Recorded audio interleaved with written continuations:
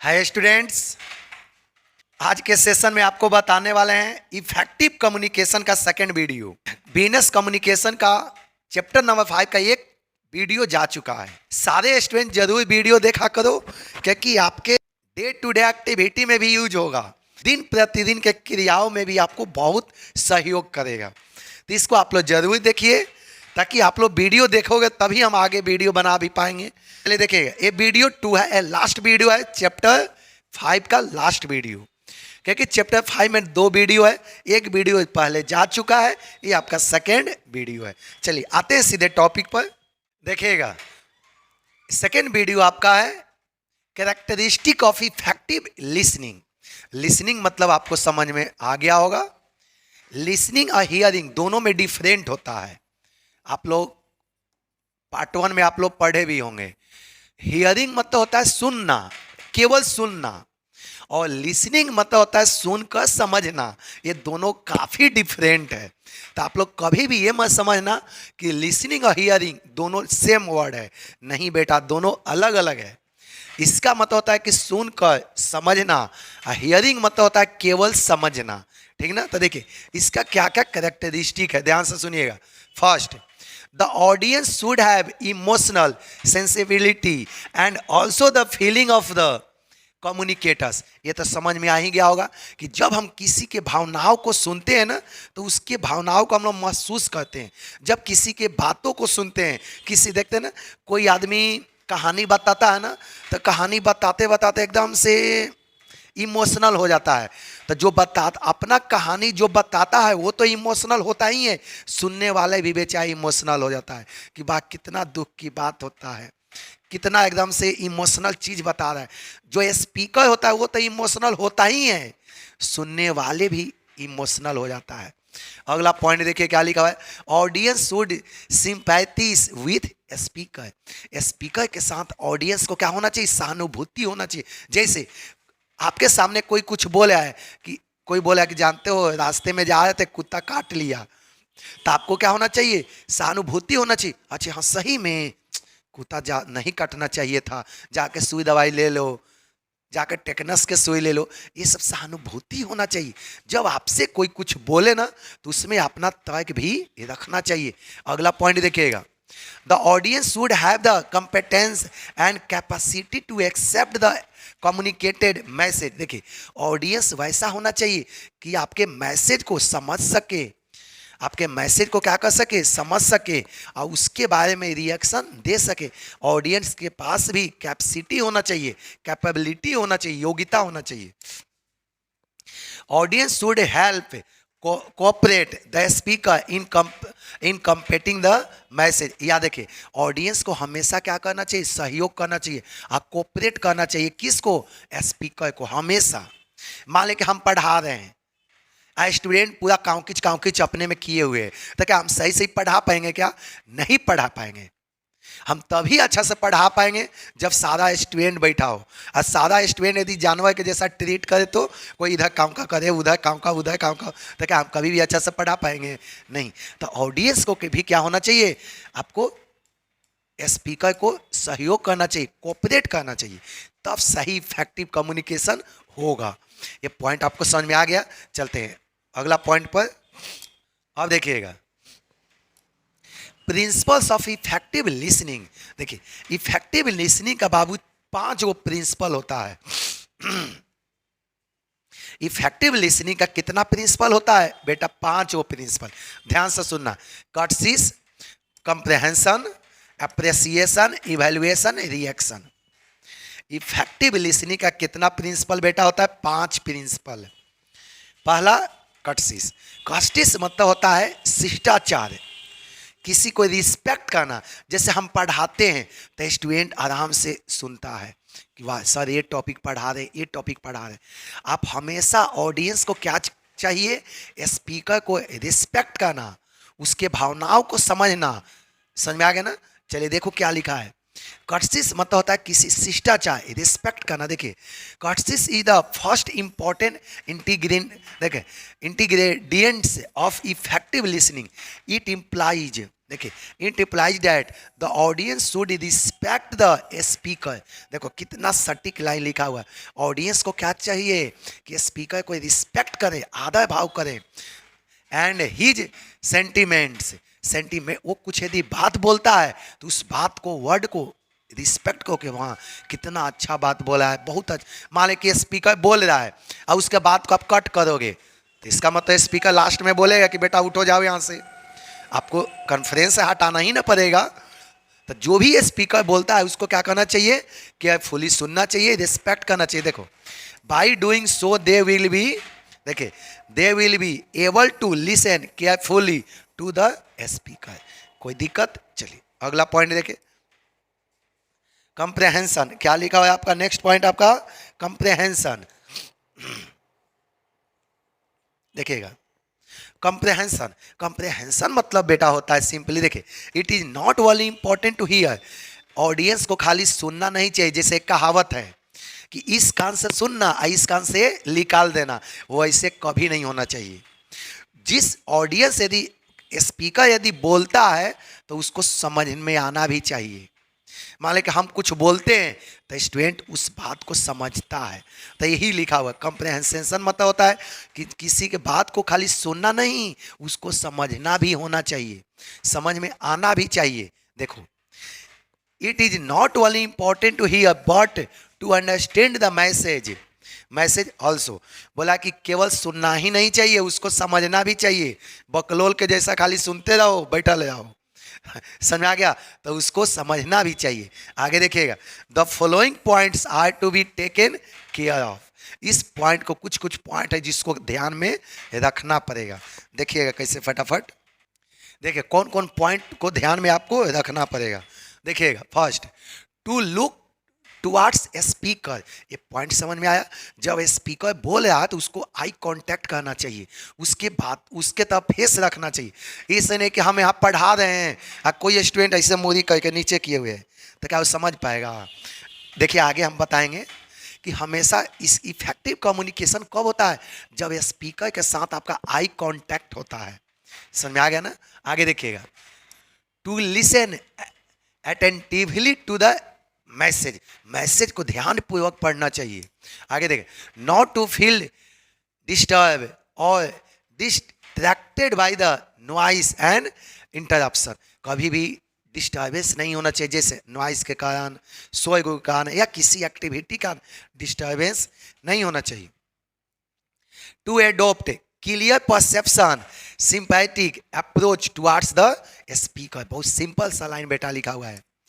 To be the more attentive, जब भी message पढ़ो तो केयरफुल रखो, सावधानी रहना चाहिए। देखिए, to be the more attentive and conscious if the message should difficult. जब मैसेज आपका डिफिकल्ट है ना, तो वहाँ पर क्या होना चाहिए, कॉन्शियस रहना चाहिए, एकदम से सतर्क रहना चाहिए। देखते हैं ना, कभी कभी क्वेश्चन आप लोग बनाते होंगे, अब कोई क्वेश्चन एकदम से हार्ड मिल जाता होगा तो उसको सावधानी से बनाया जाता है ताकि कोई गलती ना हो जाए। आज सिंपल क्वेश्चन क्या ना, धुन उड़ाते चलो उड़ाते चलो उड़ाते, अब कोई हार्ड क्वेश्चन आ गया तो उसको धीरे धीरे बनाया जाता है ताकि कहीं गलती ना हो जाए। चलिए आगे देखिएगा, to understand the sequence of the message. आगे they, to contemplate over the message seriously. ये सारा पॉइंट आपका दिया हुआ है। टू एडोप्ट ओपन अप्रोच, बहुत सिंपल सा लाइन लिखा हुआ है। लास्ट अगला पॉइंट देख लीजिएगा, देखिए थर्ड पॉइंट आपका लिखा हुआ है एप्रिसिएशन। थर्ड पॉइंट बेटा क्या लिखा हुआ है आपका, एप्रिसिएशन। देखिए प्रिंसिपल में तीसरा पॉइंट क्या है, एप्रिसिएशन। एप्रिसिएशन मतलब होता है कि आप यदि स्पीकर के बात सुन रहे हैं तो स्पीकर को प्रशंसा भी कहो, उसको वाह वाह भी। देखते हैं ना, कोई आदमी स्टोरी सुनाता है या कोई सिंगर गाना गाता है तो कोई कोई मोटिवेट करने वाला होता है, बोलता है वाह बहुत अच्छा, वाह बहुत अच्छा, तो इसको बोलते हैं प्रशंसा कहना। कि जब कोई आपके सामने स्पीच दे रहा है तो उसको प्रशंसा भी करो, जैसे वाह वाह जो होता है ना, इस तरह का वर्ड का उच्चारण भी होना चाहिए। अब ऐसा नहीं कि क्लास में कोई टीचर पढ़ाए आप बैठ के वाह वाह करो तो टीचर मारना स्टार्ट कर देगा तो क्लास की बात नहीं हो रहा, समझ में आ गया ना? ध्यान से सुनिएगा।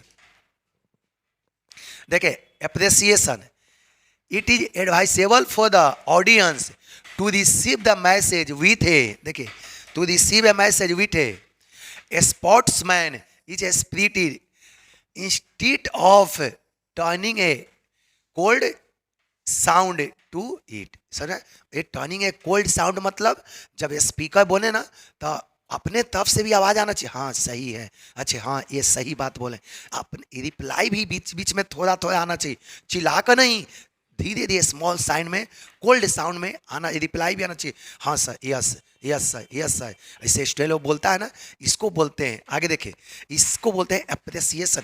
इससे लगता है कि हाँ मेरे बातों के ऑडियंस प्रॉपरली सुन रहा है।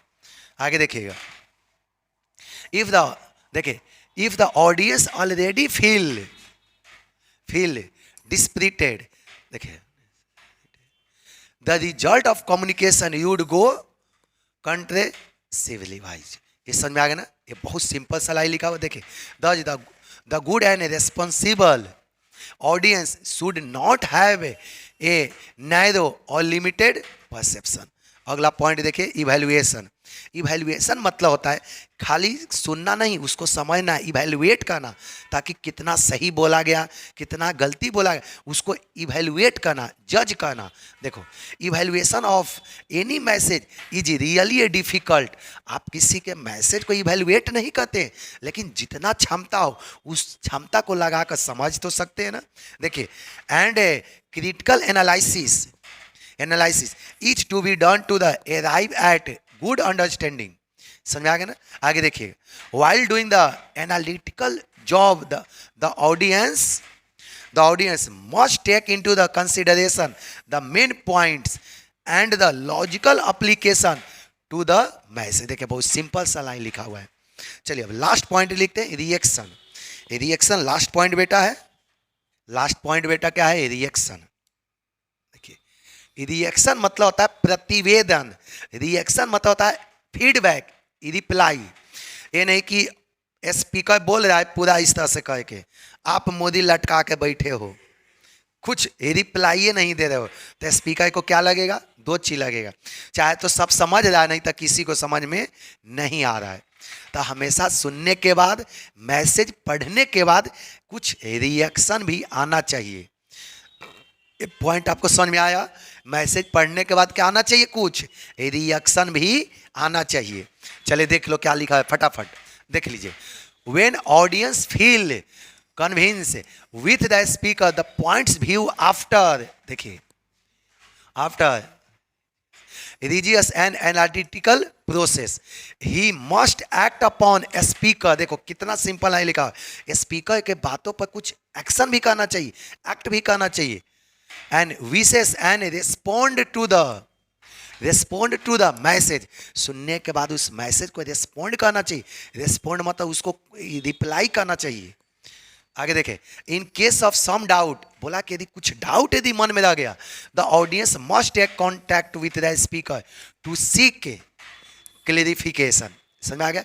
यदि मन में कुछ डाउट रह गया तो स्पीकर से जाके, जैसे हम लोग पढ़ाते हैं, ऐसे तो क्लास में कोई डाउट रहता नहीं है, इसके बावजूद भी यदि किसी को डाउट लगता है तो फटाक से वो ऑफिस में जाके पूछता है कि सर ये बताइए ना कैसे आ गया। क्लास में तो पूछता ही है भाई देव, यदि किसी को डाउट रह गया तो ऑफिस में भी जाकर फटाफट वो पूछ लेता है।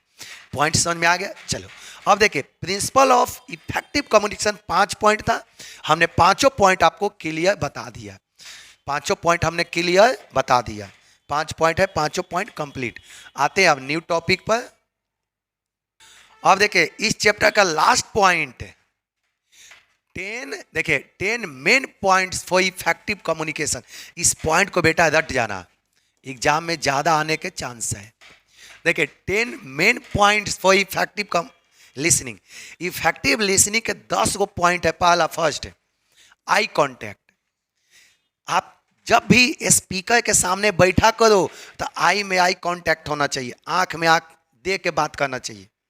जैसे हम पढ़ाते हैं तो स्टूडेंट सामने देखता है कि हाँ सर ये पढ़ा रहे हैं, इससे क्या होता है कि हाई कंसंट्रेशन होता है, अधिक से अधिक आपके अंदर कंसंट्रेशन होगा।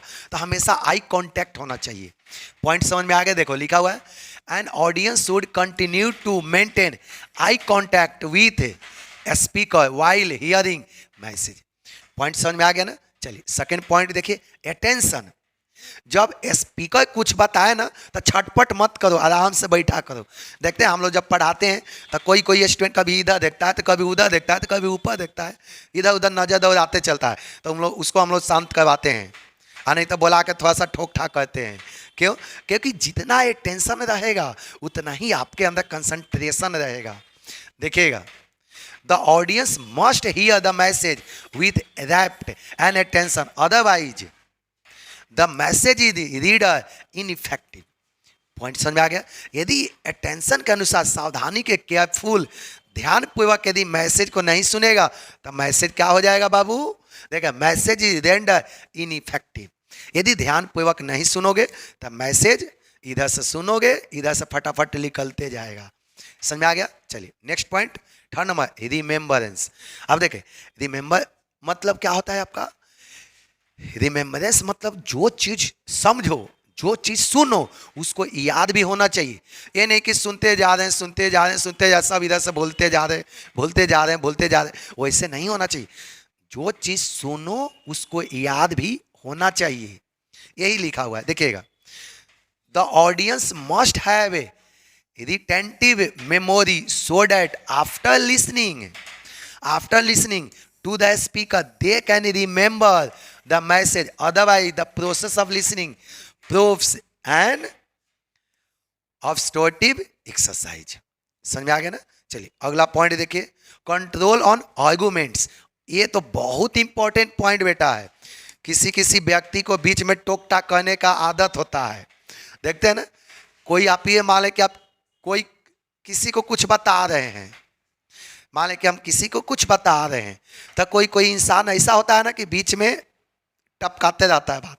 हम किसी को कुछ बता रहे हैं, अब बगल में उधर खड़ा रहेगा, फट फट फट फट बीच बीच में बोलते रहेगा। ये कोई कोई आदमी का आदत होता है बीच में टपकने का, वही चीज़ है। तो ये बीच में जो टपकने वाला आदत है ना, उस पर कंट्रोल होना चाहिए। उससे मान लें कि बीच में अटपट अटपट कोई पूछे सवाल, बिना मतलब के सवाल पूछ रहा है, तो उससे स्पीकर का दिमाग खटपट होता है। तो चाहे तो बीच में स्पीकिंग छोड़ के भाग जाएगा, या नहीं तो आपके ऊपर बरसना शुरू कर देगा। ये समझ में आ गया ना। यही लिखा हुआ है, कंट्रोल ऑन आर्गुमेंट्स। बिना मतलब के आर्गुमेंट्स पर नियंत्रण होना चाहिए, बिना मतलब के सवाल नहीं होना चाहिए। देखिए यही लिखा हुआ है, the speaker while delivering his message must, देखिए must not dwell in unnecessary arguments। बोला कि बिना मतलब का आर्गुमेंट्स नहीं होना चाहिए। no should be the listener interrupted or argue in the course of communications। Point समझ में आ गया। तो ये देखिए क्या लिखा हुआ, 10 इफेक्टिव कम्युनिकेशन का 10 गो पॉइंट है। ये 10 पॉइंट को दिमाग में बैठाना होगा, सेव करना होगा मोबाइल नंबर के जैसा। चलिए अगला पॉइंट चलते हैं। देखिए नेक्स्ट पॉइंट आपका दिया, देखिए क्या है, अनबेस। देखिए टू बी बेस मतलब, अनबेस मतलब होता है निपक्ष ध्यान रखना। जो चीज बताए ना उसको पॉजिटिव माइंड से सुनना, पहले से दिमाग में भूसा भर के नहीं बैठना, नेगेटिव चीज नहीं सुनना। जैसे कोई कुछ बता रहा है तो उसके बारे में नेगेटिव मत बोलो कि गलती बता रहा है, लगता है कि पूरा नहीं कंप्लीट कर पाएगा। पहले से दिमाग में नेगेटिव भूसा मत भरो, पॉजिटिव सोचो। जब कोई आपको कुछ बताए ना तो उसको पॉजिटिव लेना चाहिए। यही बोला है टू बी ऑन बेस। देखिएगा क्या लिखा हुआ है, 5 पॉइंट देखिए, it is expected of the audience to remain neutral. Neutral मतलब उसके बारे में गलत सलत नहीं, पॉजिटिव सुनना चाहिए। देखिए neutral while listening to the speaker as his mind should be free from prejudice or any preconception, कोई दिक्कत, or any preconception। if his mind is preoccupied with other consideration, बोला कि यदि माइंड में पहले से ही भूसा भरा हुआ है, अदर चीज दी माइंड में घुसा हुआ है, यदि या दूसरा बात आपको माइंड में घुसा हुआ है, तब देखो क्या होगा, the message is likely to be ineffective. यदि मान लेते हैं हम कोई टॉपिक पढ़ाते हैं और कोई स्टूडेंट को पहले से ही गलत चीज दिमाग में बैठा हुआ है तो हमको तो टोकबे करे, सर ये होता है ना, तो उसको हम लोग समझाते हैं कि बेटा सुनो सुनो सुनो, ये नहीं ऐसे होता है। यही बोला है, देखो क्या लिखा, if his mind is pre occupied with other consideration, बोला कि यदि पहले से ही दूसरा चीज दिमाग में भरा हुआ है तब क्या होगा, तब मैसेज इनइफेक्टिव होगा। अगला पॉइंट देखिए, इवैल्यूएशन आफ्टर हियरिंग मैसेज। ये बहुत सिंपल सा लाइन लिखा हुआ है कि मैसेज सुनने के बाद उसको इवैल्यूएट करना चाहिए, उसको सोचना समझना चाहिए, सही है कि गलती है, ये सब एनालाइज करना चाहिए। देखिए, the audience must carefully receive the message first, बोला कि सबसे पहले मैसेज को रिसीव करना चाहिए, and then proceed the evaluate it and ascertain the various important aspect. बहुत आसान सा लाइन लिखा हुआ है। अगला पॉइंट देखिए 7 नंबर, वेरिफिकेशन ऑफ वेरासिटी। देखिए, इसका मतलब सत्यता की जांच करना, एक बार मैसेज पढ़ लिए सही है कि गलती है उसको चेक करना। देखो यही लिखा हुआ है, after due to evaluation of message the audience must explore the extent of validity and truthness in the message. कोई दिक्कत? चलिए, ये 7 पॉइंट आपका कंप्लीट हुआ। अगला पॉइंट चलते हैं फटाफट। देखिए 8 पॉइंट क्या है, वेलकम न्यू थॉट्स। देखो, अब जब स्पीकर कोई नया बात बोले ना तो उसको वेलकम करना चाहिए।